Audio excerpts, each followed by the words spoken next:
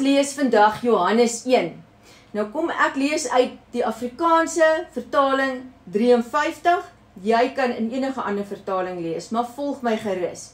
Ons lees oor die vleeswording van die woord. In Johannes 1 praat hy hier duidelik van Jesus. Hy sê, in die begin was die woord, en die woord was by God, en die woord was God. Hy was in die begin by God.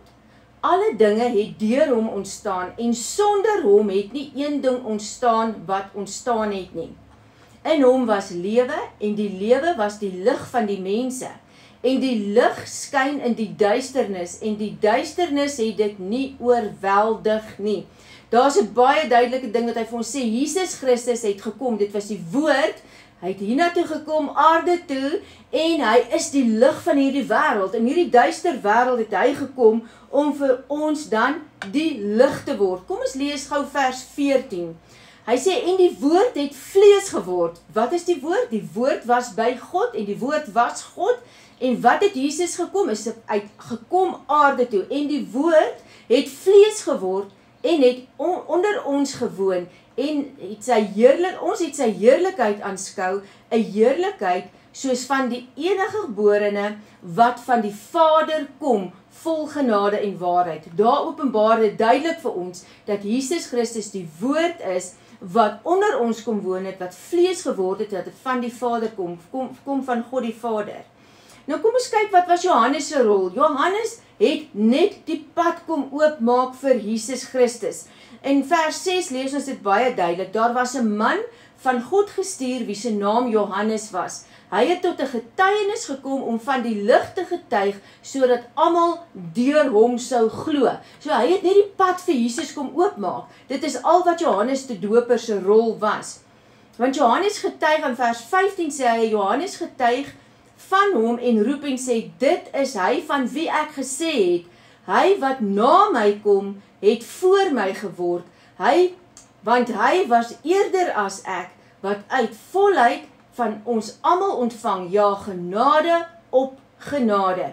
Vers 17 sê, want die wet is deur Moses gegee, die genade en die waarheid het deur Jesus Christus gekom. Die genade wat deur Jesus Christus gekom het, die perfekte offer aan die kruis, sodat ons vergifnis van ons sonde kan ontvang, want deur die wet van Moses, onthou, die wet en al die offers wat hulle daai tyd gedoen het, kon nie die sonde wegwas, as ek het nou soos die bloed van Jesus Christus gekom het nie. So dit kon nie meer ons rein maak van ons sonde nie, maar Jesus Christus het gekom, sodat ons dan nou vergifnis van ons sondes kan kry, want die offers kon dit nie wegvat nie. Kom ons lees verder daar in vers 16 en 17. Vers 16 en 17 sê, dit baie duidelik vir ons, die wet is deur Moses gegee, deur die genade, maar die genade en waarheid het deur Jesus Christus gekom.